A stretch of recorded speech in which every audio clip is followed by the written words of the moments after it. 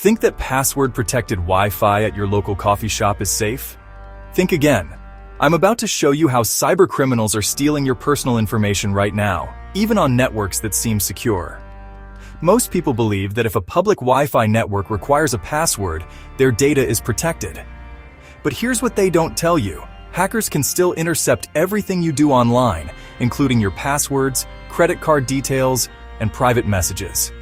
In the next few minutes, I'll reveal the hidden dangers lurking in every public network and the simple steps that can protect you. You walk into Starbucks, pull out your laptop, and scan the available networks. You see Starbucks Wi-Fi with a lock icon next to it. The barista gives you the password written on a receipt. You enter it, connect successfully, and immediately feel secure. After all, you needed a password to get in, so your connection must be protected. This daily ritual happens millions of times across the world, and it creates one of the most dangerous misconceptions in cybersecurity. The password you just entered serves one purpose. It grants you access to the network. Nothing more. Think of it like a key to enter a building. Once you're inside, everyone can see what you're doing unless you take additional steps to hide your activities. The password acts as a gatekeeper, but it provides zero protection for the data flowing between your device and the internet. Here's what actually happens when you connect to that password-protected network. Your device joins a shared digital space where dozens or even hundreds of other devices are also connected. Everyone who knows the same password can access this space. Since businesses typically share their Wi-Fi passwords freely with customers, anyone sitting in that coffee shop has the same level of network access that you do. The password creates a false boundary that makes you feel isolated when you're actually in a crowded digital room. Every piece of information your device sends travels through this shared network before reaching the internet. Your emails, social media posts, search queries, and website visits all flow through the same network infrastructure that every other connected device uses. Without additional encryption, this data travels in plain text format that anyone with basic network monitoring tools can read. The password you entered earlier does nothing to scramble or hide this information. Network administrators have complete visibility into all traffic passing through their systems. They can see which websites you visit, how long you spend on each site, what you download, and even the content of your communications if those services don't use their own encryption. While most legitimate businesses don't actively monitor customer traffic, the technical capability exists by default. More concerning is that many public Wi-Fi networks use minimal security configurations that make this monitoring even easier. Other users on the same network can also intercept your data with surprisingly simple tools. Free software applications can capture and analyze network traffic in real time. Someone sitting at the next table could be running these programs right now, collecting usernames, passwords, and personal information from everyone connected to the same network. They don't need advanced technical skills or expensive equipment. A basic laptop and freely available software provide everything necessary to spy on other users. Cybercriminals specifically target password-protected public networks because users feel safe on them. This false sense of security makes people more likely to check their bank accounts, shop online, or access work emails. Attackers position themselves in busy locations like airports, hotels, and coffee shops precisely because they know users will connect to these networks and engage in sensitive activities. The password requirement actually helps criminals by making their targets feel comfortable enough to share valuable information. The fundamental problem lies in how most people understand network security. They believe that entering a password creates an encrypted connection between their device and the internet. In reality, password protection only controls who can join the network. It's similar to the difference between having a bouncer at a club entrance and having private conversations once you're inside. The bouncer checks IDs and controls access, but he doesn't prevent people from eavesdropping on your conversations once you're in the club. While you're carefully selecting the official coffee shop Wi-Fi from the list of available networks, a cyber criminal sitting 3 tables away has already created a perfect digital trap. This attacker isn't using complex hacking tools or breaking into secure systems. Instead, they're running a simple program on their laptop that creates a fake Wi-Fi hotspot with a name that looks exactly like the legitimate business network you're trying to connect to. These fake networks are called evil twins, and they represent one of the most effective ways cybercriminals steal personal information from public Wi-Fi users. The attacker creates a wireless hotspot that broadcasts the same name as the real network, or uses a name so similar that most people won't notice the difference. When you see Starbucks_Wi-Fi and Starbucks Wi-Fi in your network list, you might assume they're both legitimate options provided by the business. In reality, one of these networks belongs to someone who wants to steal your data. The software required to create these fake networks is freely available and requires no advanced technical knowledge. Attackers can download programs that automatically clone network names and create convincing fake hotspots within minutes. These tools scan for legitimate networks in the area and then broadcast identical names with stronger signals. The attacker's laptop becomes a wireless router that can serve dozens of connected devices simultaneously.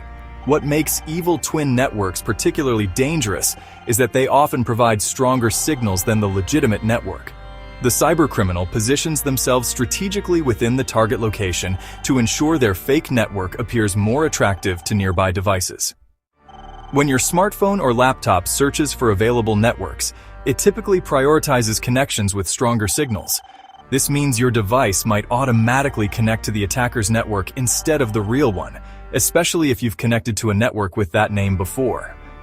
The attacker enhances their fake network's appeal by removing password requirements or using common passwords that people expect from public networks. While the legitimate business network might require you to ask staff for a password, the evil twin network connects immediately with no authentication required. This convenience makes users more likely to choose the fake network over the real one. Once you connect to an evil twin network, the attacker gains complete visibility into your online activities. Every website you visit, every search query you enter, and every piece of data you send passes through the cybercriminal's device before reaching the internet. They can record your usernames, passwords, credit card numbers, and personal information in real time.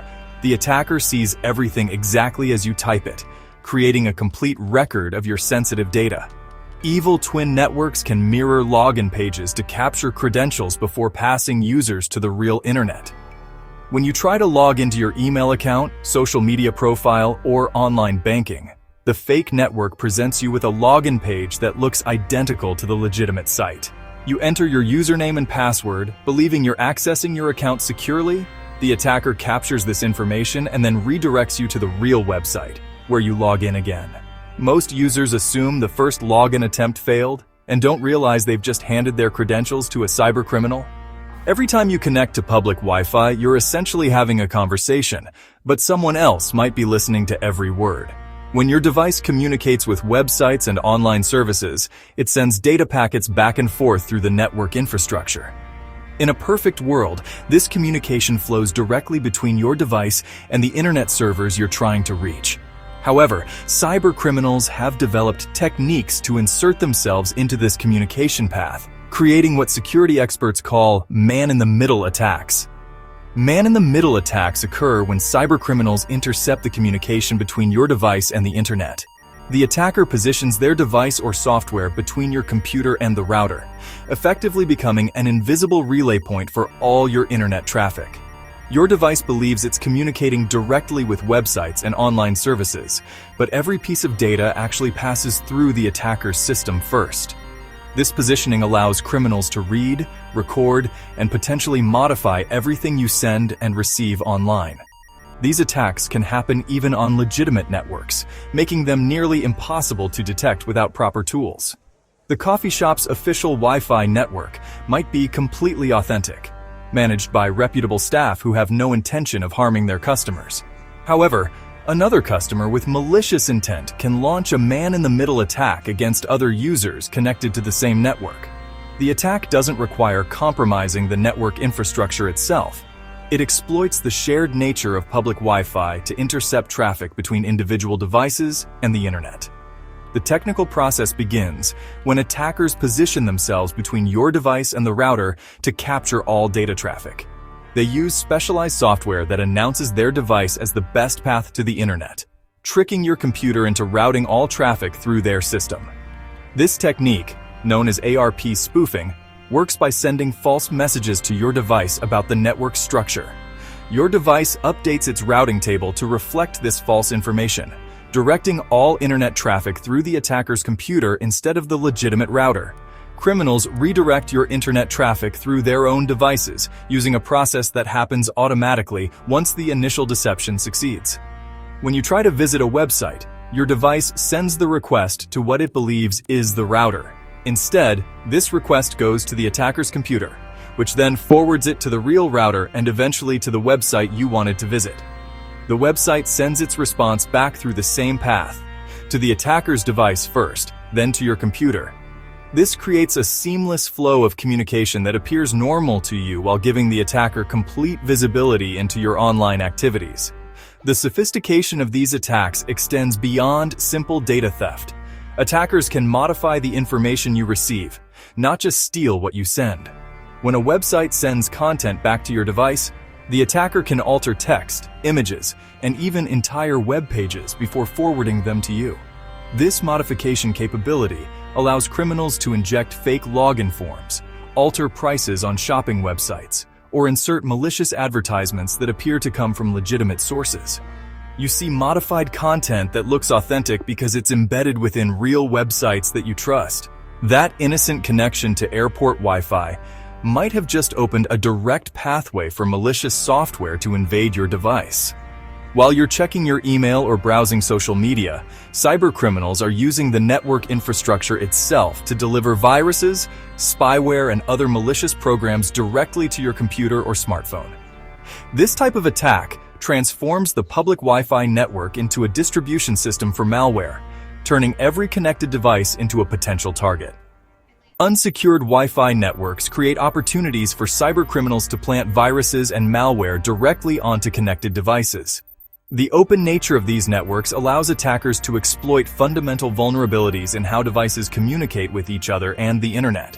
When your device connects to public Wi-Fi, it joins a shared network environment where other users can potentially access your system through various network protocols and services that remain active by default. Unlike other attacks that target your data, malware distribution can permanently compromise your device and all future online activity. While password theft or financial fraud might affect specific accounts, malware infection changes the fundamental operation of your device. The malicious software embeds itself into your operating system, browser, or applications, creating persistent backdoors that criminals can use to monitor your activities, steal information, or control your device remotely long after you've disconnected from the original network. Attackers use network vulnerabilities to push malicious software to connected devices through several sophisticated methods. They exploit weaknesses in file-sharing protocols that allow devices to communicate with each other on the same network.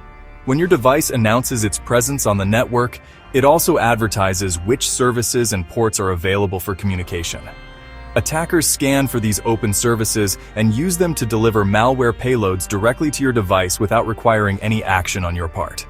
The types of malware commonly distributed through public Wi-Fi networks include keyloggers that record everything you type, banking Trojans that specifically target financial information, and remote access tools that give attackers complete control over your device. Keyloggers operate silently in the background, capturing passwords, credit card numbers, and personal messages as you type them. Banking Trojans wait for you to visit financial websites and then inject malicious code into legitimate banking pages to steal your credentials and account information. Remote access tools represent particularly dangerous malware because they give attackers the ability to control your device as if they were sitting at your keyboard. These programs can access your files, activate your camera and microphone, install additional software, and use your device to launch attacks against other systems. Some remote access malware turns infected devices into part of criminal networks called botnets, where thousands of compromised computers work together to send spam, mine cryptocurrency, or conduct distributed attacks. You see the little lock icon in your browser and feel safe, but HTTPS protection has critical limitations that cybercriminals actively exploit. When you visit a website and notice the padlock symbol next to the URL, your brain immediately registers that connection as secure.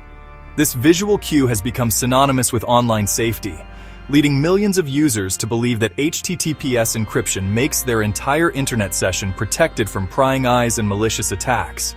Many users believe that HTTPS encryption makes all their online activity secure, regardless of the network they're using. This misconception creates a dangerous false sense of security that criminals exploit every day. People see the lock icon and immediately assume that everything they do online during that session is encrypted and protected. They check their email, use messaging apps, stream videos, and download files while believing that the HTTPS connection they established with one website somehow extends protection to all their internet activities. While HTTPS encrypts data between your browser and websites, it doesn't protect against all types of public Wi-Fi attacks. The encryption only applies to the specific communication between your web browser and the website's server.